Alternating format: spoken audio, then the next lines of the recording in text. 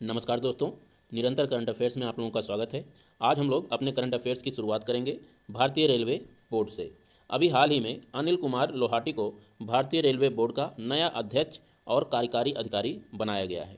यहाँ से आपको केवल एक क्वेश्चन याद रखना है इस टॉपिक से कि अभी हाल ही में किसे भारतीय रेलवे बोर्ड का नया अध्यक्ष और मुख्य कार्यकारी अधिकारी बनाया गया है। ये क्वेश्चन पूछा जाएगा। आपको अनिल कुमार लोहाटी का नाम जरूर याद रखना है। लोहाटी यानी लोहा, लोहा यानी ट्रेन। तो यहाँ से आप अपने आप को एक माइंड मैप के जरिए याद रख सकते हैं कि लोहाटी को भारतीय रेलवे बोर्ड का नया अध्यक्ष और मुख्य कार्यकारी अधिकारी बनाया गया है। ये अपना पद 1 जनवरी 2023 से संभालेंगे और जो इस समय भारतीय रेलवे बोर्ड के अध्यक्ष और मुख्य कार्यकारी अधिकारी हैं विनय कुमार त्रिपाठी, उनका स्थान ग्रहण करेंगे।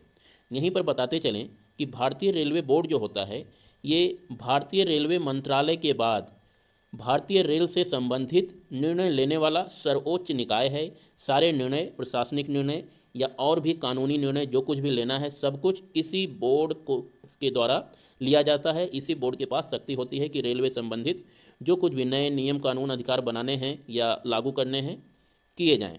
तो आप भारतीय रेलवे बोर्ड को याद रखिएगा और इसके मुख्य कार्यकारी अधिकारी और अध्यक्ष को याद रखिएगा। अब बात हुई है भारतीय रेलवे की। ये हैं हमारे लोहाटी साहब जिन्हें आप देख सकते हैं। इसके बाद अब बात कर लेते हैं इससे संबंधित कुछ स्टैटिक इन्फॉर्मेशन की। बात भारतीय रेल की हुई है तो अगर हम रेलवे जोन की बात ना करें तो हमारे साथ बेईमानी होगी, क्योंकि यहाँ से क्वेश्चन पूछे जाते हैं।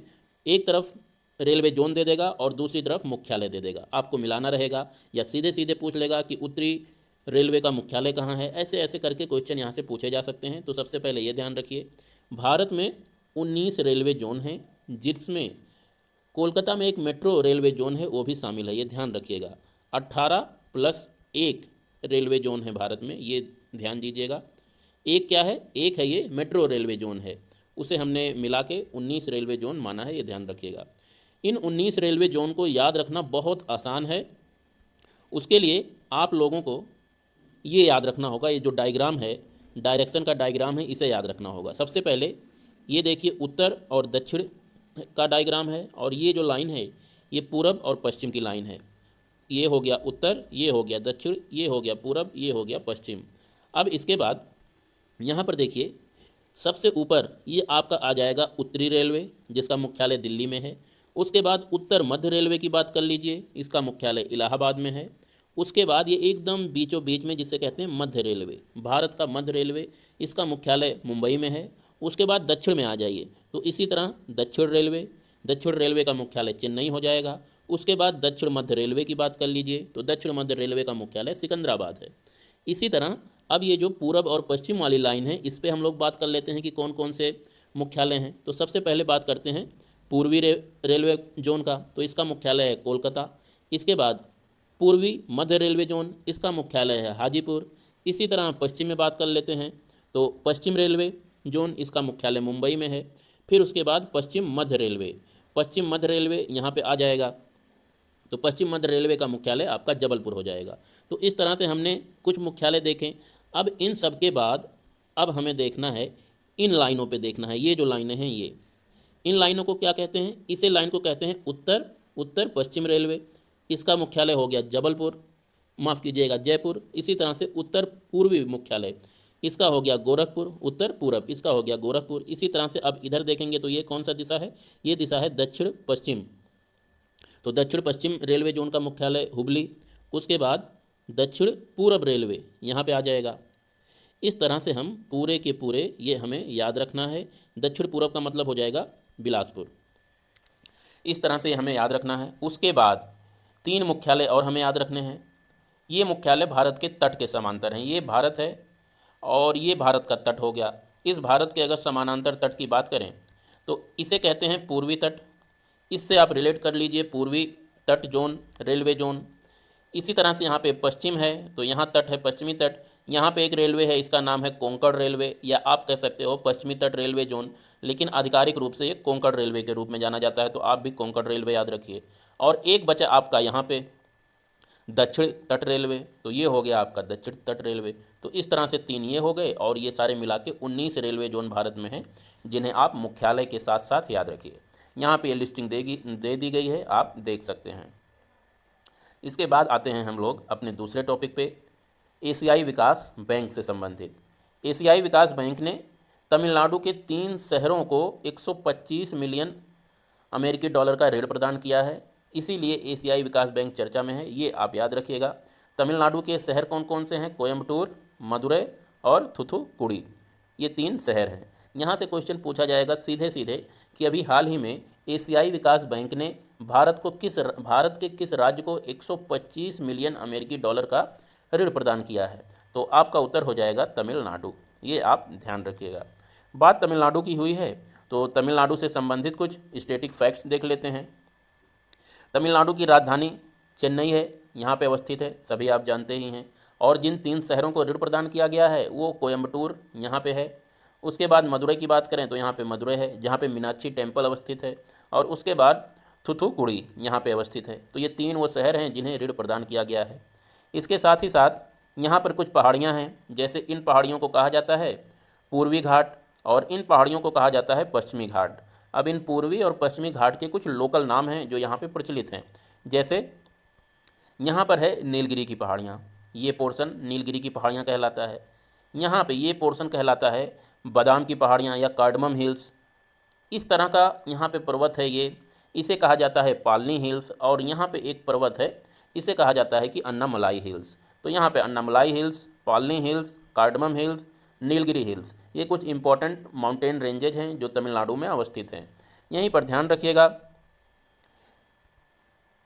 ये यहाँ पर पालघाट अवस्थित है जो कि तमिलनाडु के कोयम्बटूर को केरला से जोड़ता है। पालघाट ये एक दर्रा है, ये आप ध्यान रखिएगा। तो ये कुछ फैक्ट एंड फिगर हो गए तमिलनाडु के बारे में। यहीं लगे हाथ एशियन डेवलपमेंट बैंक के बारे में भी बात कर लेते हैं। तो इसका जो मुख्यालय है वो है फिलीपींस के मांडायुलोंग में, और इसके सदस्य अभी 68 हैं, और इसके अध्यक्ष जो अभी हैं वो है मसात्सुगु आसाकावा, ये आप ध्यान रखिएगा। इसके बाद हम लोग बात करते हैं जेलियानग्रोंग यूनाइटेड फ्रंट के बारे में। अगर जेलियानग्रोंग यूनाइटेड फ्रंट के बारे में आप जानें कि ये क्यों चर्चे में है तो हम वो डिस्कस करेंगे, लेकिन उससे पहले आप लोग समझिए कि ये जो ग्रुप है ये मणिपुर का एक विद्रोही गुट है और मणिपुर से अलग एक नए राज्य की ये मांग करता है। इसका उद्देश्य मणिपुर, ये आप देख रहे हैं ये मणिपुर हो गया, उसके बाद असम है ये, और ये नागालैंड हो गए। तो इससे बॉर्डर को मिलते हुए ये जो इलाका है इतना, इस इलाके में ये लोग एक नए राज्य की मांग कर रहे हैं कि एक नया राज्य बनाया जाए। यहाँ पर जेलियांगग्रोंग नागा रहते हैं, ये जेलियांगग्रोंग नागा के एक सब टाइप्स हैं, वो लोग यहाँ पे रहते हैं और वो लोग मांग कर रहे हैं कि एक जेलियांगग्रोंग राज्य बनाया जाए। ये तो था इनका स्टैटिक पोर्शन जो इनसे संबंधित हमें पता होना चाहिए। अब बताते हैं कि ये चर्चे में क्यों थे। ये चर्चे में इसलिए हैं क्योंकि इन्होंने अभी हाल ही में, इस गुट ने अभी हाल ही में केंद्र सरकार और मणिपुर की सरकार के साथ एक समझौता किया है, और इस समझौते के तहत इन्होंने युद्ध विराम किया है कि अब हम सशस्त्र विद्रोह को त्याग कर भारत के जो प्रचलित नियम कानून हैं उसको फॉलो करते हुए राजनीति में पार्टिसिपेट करेंगे। तो ये समझौता हुआ है, ये आप ध्यान रखिएगा। क्वेश्चन सीधे पूछा जा सकता है, बहुत सारे इस पे क्वेश्चन बनाए जा सकते हैं कि जेलियांगग्रोंग यूनाइटेड फ्रंट जो अभी चर्चा में था का संबंध किस राज्य से है? तो आपका उत्तर हो जाएगा मणिपुर से संबंधित है। उसके साथ ही साथ डायरेक्ट पूछा जा सकता है कि अभी मणिपुर की सरकार और केंद्र सरकार ने किस उग्रवादी संघ के साथ समझौता किया है? उसमें 3-4 ऑप्शन दे देगा, उसमें एक नाम इस समूह का भी होगा, जेलियांगग्रोंग यूनाइटेड फ्रंट का, जिसे आपको टिक लगाना होगा, चुनना होगा। तो इस तरह से कई क्वेश्चन इस टॉपिक से पूछे जा सकते हैं। तो ये तो करंट अफेयर्स की बात हो गई। अब मणिपुर की अगर बात करें तो मणिपुर में कुछ इंपॉर्टेंट चीज़ें हैं, उन्हें हम देख लेते हैं। जैसे यहाँ पर केबुल लामजाओ राष्ट्रीय उद्यान अवस्थित है, ये आपको याद रखना है। और ये उद्यान अपने संगई हिरण के लिए बहुत ही प्रसिद्ध है। ये हिरण केवल यहीं पाया जाता है, केबुल लामजाओ राष्ट्रीय उद्यान में ही ये हिरण पाया जाता है। और संगई मणिपुर का राष्ट्रीय पशु भी है, ये आपको याद रखना है। मणिपुर में ही जूको घाटी अवस्थित है, ये याद रखना है। और लोकतक झील भी मणिपुर में ही अवस्थित है। ये लोकतक झील जो है ये जो हमने बात किया केबुल लामजाओ राष्ट्रीय उद्यान में, इसी में अवस्थित है ये लोकतक झील। तो ये लोकतक झील आप याद रखिए। इसके बाद हम लोग बात करते हैं नए टॉपिक पर, ई सुश्रुत। ई सुश्रुत क्या है? ये अस्पताल प्रबंधन सूचना प्रणाली है। इसके जरिए कितने मरीज आ रहे हैं, कौन से मरीज जा रहे हैं, ओपीडी में कौन से लोग हैं, डॉक्टर कौन से आ रहे हैं, कौन से जा रहे हैं, किसे छुट्टी लेना है, किसी ने, इन सब से संबंधित एक प्रबंधन प्रणाली है ये, इसका नाम है ई सुश्रुत। ये उत्तर प्रदेश के द्वारा लॉन्च किया गया है। यहाँ के 22 मेडिकल कॉलेजों में इस अस्पताल प्रबंधन सूचना प्रणाली की शुरुआत की गई है, यही आपको याद रखना है। क्वेश्चन सीधे सीधे पूछा जाएगा कि ई सुश्रुत का संबंध किस राज्य से है, या सीधे दूसरा क्वेश्चन पूछ लिया जाएगा कि अभी हाल ही में ई सुश्रुत नामक अस्पताल प्रबंधन सूचना प्रणाली शुरुआत करने वाला कौन सा राज्य है। आपको ऑप्शन चुन के उत्तर देना होगा। बेसिकली अगर आप बेसिक चीज़ जान रहे हैं कि ई सुश्रुत क्या है और किस राज्य ने इसकी शुरुआत किया है, तो इससे संबंधित जितने भी क्वेश्चन आएंगे आप कर ले जाएंगे। तो ये तो करंट अफेयर्स की बात हो गई। बात उत्तर प्रदेश की हुई, तो उत्तर प्रदेश से संबंधित कुछ स्टैटिक इन्फॉर्मेशन के तहत आज हम लोग बात कर लेते हैं उत्तर प्रदेश में अवस्थित वन्य जीव अभ्यारण्य के बारे में, जो कि बहुत ही इंपॉर्टेंट है उत्तर प्रदेश के लिहाज से। तो इसमें से आपको बहुत सारे हैं, यहाँ पे ये मैंने लिस्ट बना के दे दी है, आप इसे पॉज करके देख सकते हैं। इनमें से जो इम्पोर्टेंट हैं उन्हें मैं बता देता हूँ।